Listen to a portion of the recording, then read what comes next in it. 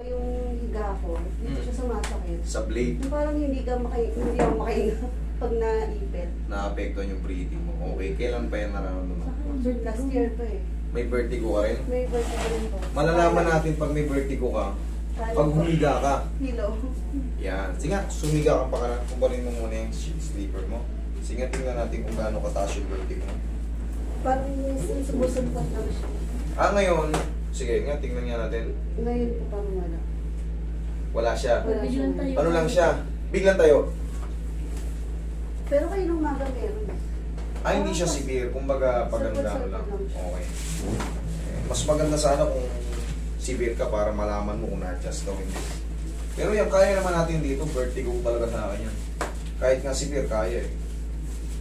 Gusto ko yung body reset. Okay, sige.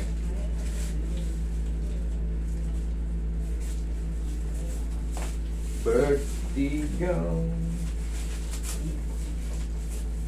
After ilang month ko babalik? Ang regular maganda kung wala naman kayo talaga medyo may iniinda. Kahit 2 buwan, isang beses reset. Diba? 2 buwan, isang beses reset para. So, pag-massage po. Dito na lang. Dami. Hindi na binubugbog lang. Iba ano kasi to, advanced na to eh. Advanced na massage to eh. Pero maganda rin magpamassage siya kung malayo kasi hindi. Kahit pa paano sa 2 buwan, isang full body massage eh. Kung gusto nyo lang mag-relax. Higa kang patagilid.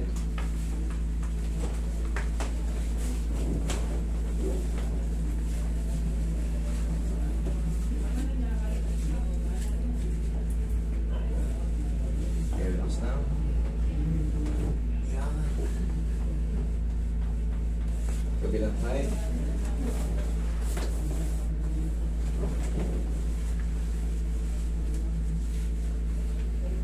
Relax na.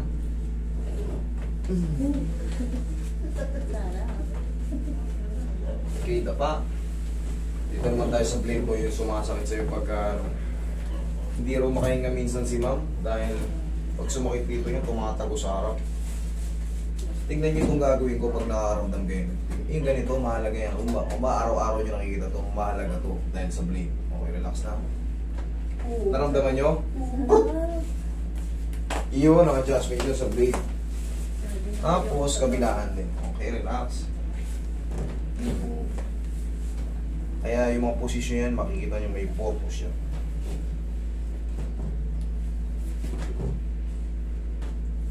Dito naman yung ganito, huwag nyo nang sentroin yung spine. Tutulog naman yan. Huwag nyo nang sentroin yung, kumbaga may pagitan yan. Gigitnaan nyo lang siya. Tapos, massage na. Kayang-kaya na niro yan. Kahit yung ganito, kala nyo pinapatama ako, hindi. Sa gilid lang yan. Okay, massage nyo si ma'am. Tapos traction natin mamaya para sa breathing niya. Walang araw.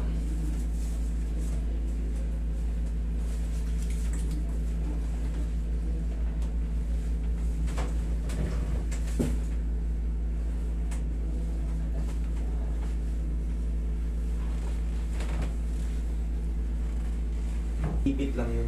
Na-stress lang kasi. Sakit sa tulog ko nga ako siguro. Oo. Mild lang naman sa inyo. Mild lang yun. Kaya-kaya ngayon, no? Kita nyo. Lingon kayo.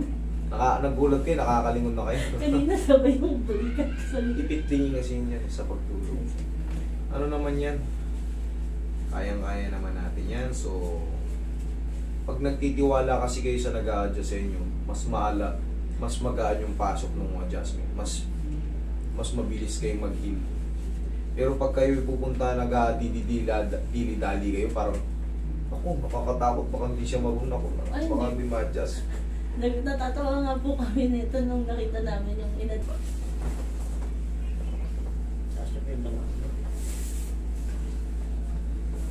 Yan, ito kasi, ito yung pinaka-general.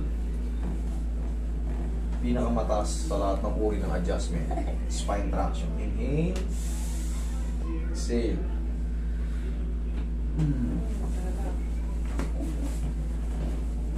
Diyan ka lang. Napatangkad ba yan? nito. konti. Nakikita niyo yung mga yan, yung attraction yan. Ito nakikita kayo parang ginupo. Ngayon kasi hindi na namin na ano, gawa ng natakpan na eh. Pero pagka ano, uusog lang namin yan kung nawawala lang yung ano ko eh. Napunta rin yung muro. Linggo-linggo ako pumunta dito para tumangkad lang. Okay po ah. Pero yung mga hindi na bumalik yan, okay na yung mga likod nila eh. Mag-aantay na lang yun ang mga pagdating ng mga 18 nila. Kadalasan may ganyan, babae. Puro babae. Kung kayo ng low split, di ba napili mo, naglo-low split ka? Parang, ito, tandaan nyo yung kaliwa. O, hingang malalim. Walang sasabit dyan. Di ba? Tandaan nyo yan, kasi minsan, pagka nahihirapan tayo mingan, nagkakaroon pa tayo ng palpitation dahil natataranta tayo. Tandaan nyo, kaliwa, iangat nyo lang yan. Walang kasasabit-sabit yan. Okay? O, check mo yung likod mo. Okay? O, huwag lang maliligo today, ha? Thank you. Thank you,